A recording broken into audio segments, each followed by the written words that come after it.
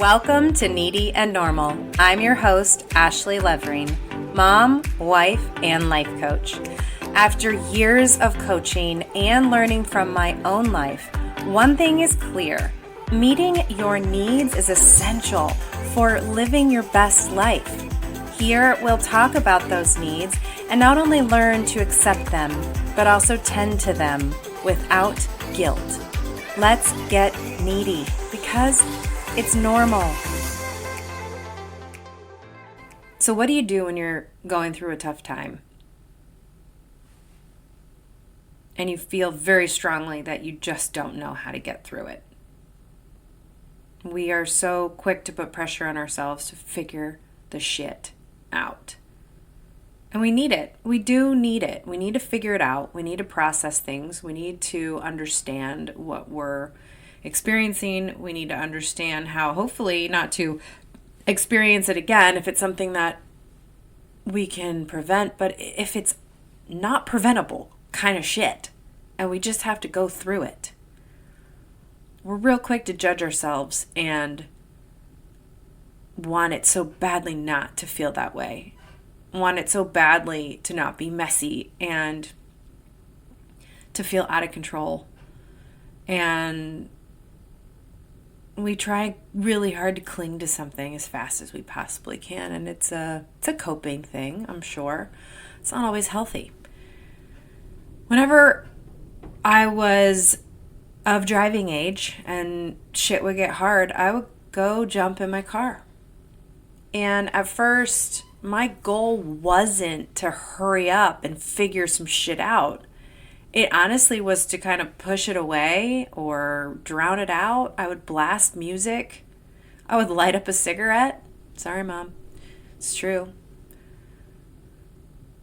I coped. I didn't process. I coped. And that was survival mode. And some of my coping capabilities were really helpful. I danced. I was on a dance team. I was competitive. I danced enough practices and enough performances that those were the times I didn't have to think. So I didn't have to process my emotions. I didn't have to process my challenges. And as I got older and became an adult, I still turned to a cigarette. I still turned to driving around in my car listening to music. I still wanted to go to a club and dance. I mean, there were people who would go to a club because they just need to blow off steam and just have some fun. And that was definitely part of it. But it was also a coping mechanism for me to not have to think, not have to process, and survive and cope through my difficult feelings. I think it got harder for me to face emotional things sometimes because my coping go-tos had to change. I recently went through a really hard time emotionally with my husband. This happens from time to time throughout the year because I do feel like when things get hard, I'm kind of on an island by myself, and I have wonderful friends and I have wonderful coping capabilities, but sometimes it's just tough to navigate. Sometimes I really just need a moment to not have to try and figure it out. And I think I feel this pressure as a coach and as an adult, like instead of being quick to cope, I'm quick to solve and fix and understand. And I'm realizing more and more, especially in my work, but more in my personal life, that like I don't have to be so quick to figure it all out. I recently read a quote that just said, sometimes you don't have to be productive, you can just be. And I think I get really quick to understand and fix issues. And for me, it's emotional stuff. It's like me facing things I can't control. It's stuff that I can't exactly fix, not immediately, but it is stuff that I get to feel and I get to process. And because I have those big ass feelings, like so many of us do who are here listening, thank you. we do have to survive in moments and figure things out as we are capable of figuring things out. And I think it's funny because I encourage people all the time, like, let it be messy, let it be confusing, let the process, wash over you and be a gradual experience rather than something you have to hurry up and figure out. I tell people all the time, be kind to yourself, be patient with yourself, be patient with this progress and process of going through the progress. You will come out on the other side, so it's just interesting to me when I'm going through something hard personally, how much kindness I always ask people to give to themselves, and I don't always do that for myself. I'm instead of going to a club and dancing or lighting up a cigarette and driving for hours listening to music and not thinking about what I have to think about now as an adult and a life coach and someone who lives in a rapidly changing world, I'm always feeling that pressure to just bust through the messy, confusing part and just solve a problem and figure it out. And I think recently I realized that sometimes you really do have to just let things be and process them as you're capable. If you follow along and know my life, we are a baseball family. My husband is radio and TV play-by-play announcer for the Brewers, the Milwaukee Brewers, and for over a decade he was working right next to Bob Uecker. And they weren't just partners on the air, they were buddies. And we got very close with the Ueckers. And the day he died, even though we knew it was coming, both of us went right into, I guess, some form of coping.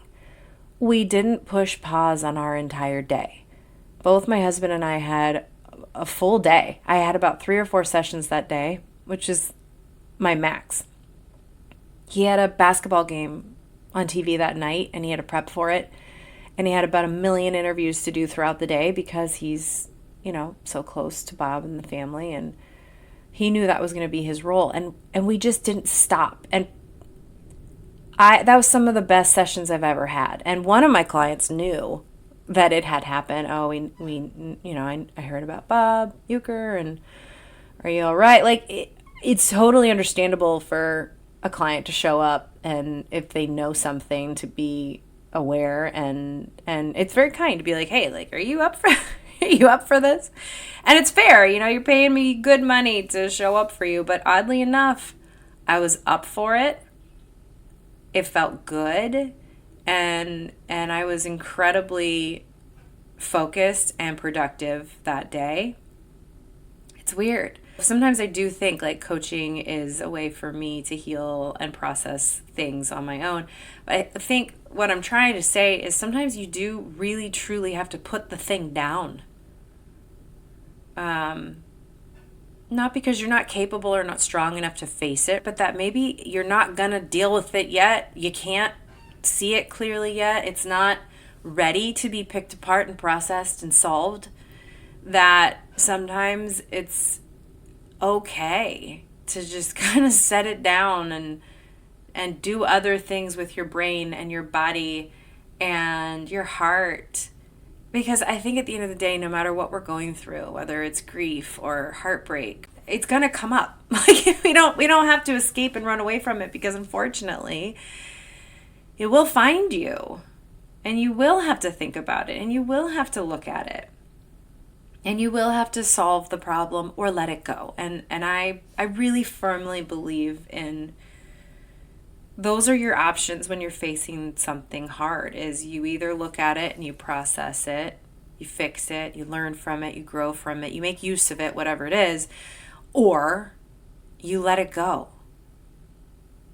Because sometimes it's out of your control completely and there's literally nothing you can do about it. And if you're anything like me, I will squeeze the juice out of everything until I am sure nothing will come from it. And I don't think that's so healthy. I think sometimes I really need to put something down and step back And I mean, this is just real talk today. Sometimes I just need to set something down and step back and ask myself a question that I encourage other people to ask themselves all the time. Is this serving me? Dwelling, overthinking, overanalyzing, trying to solve a problem that might not even be my problem to solve. Is it serving me? Are you dealing with anything like that? What do you do? Do you tackle the issue immediately, or do you let it breathe for a minute? Are you able to see clearly if it's a problem that you're meant to solve, need to solve, can solve? Or is it out of your control, and dwelling on it and overthinking it is just not helpful? We get to make choices all the time. 35,000 decisions a day, roughly, a human being makes. It's very windy. I don't know if you can tell. 35,000 decisions a day. And that's, I think, an adult. I got to go look at my research on that. That's probably just a roundabout. It could be a hell of a lot more. I mean, we make choices all day long. From, do I put my toothpaste on before I get it wet? To, do I take that job? To, do I break up with them? Do I say yes to helping my friend with that thing that feels funny? I don't know, whatever it is. Like, we make really big and hard decisions, but we also make millions and millions of little tiny ones too. And it's a lot. We always have to process something. And I think it's okay to choose to not make a move sometimes, even just for a little bit. Just let it sit, let it be, come back to it. I mean, it's kind of like doing your homework when you're a kid.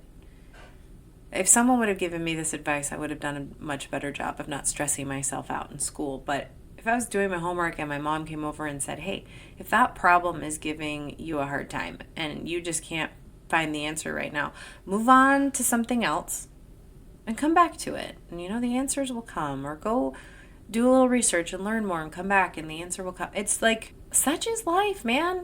Because sometimes when you're really in it and you're really close to something, it's really hard to gain that clarity anyway. You almost need to step back and see it from a different view so you're able to figure out your next move. So maybe we do this part together. If you're working on something emotionally difficult, a huge decision, just whatever it is, if it's hard, maybe we step away together, take a breath, and find a way to let it go or approach it differently after a minute.